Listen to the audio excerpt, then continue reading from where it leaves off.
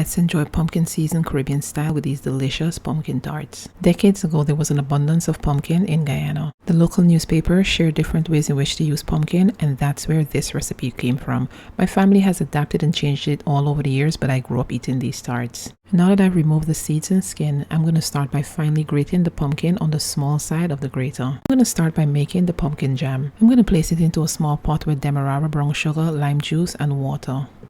I'm going to give it a good mix and then place this onto the stove at medium heat, and you want to cook this until it cooks down and become a thick jammy consistency like this.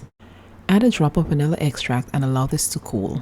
Once the jam has cooled completely, it's time to cut out the pastry for the tarts. This pastry is included in the recipe for the pumpkin tarts. Drop a dollop of pumpkin jam in the middle, seal with an egg wash, and then place another piece of pastry on top. Gently press the edges with a fork to ensure that none of the filling escapes. Brush the tops with an egg wash. This is going to give it a golden glossy finish. Bake for 25 minutes until golden brown. Let it cool so you don't burn your mouth, and these were so good.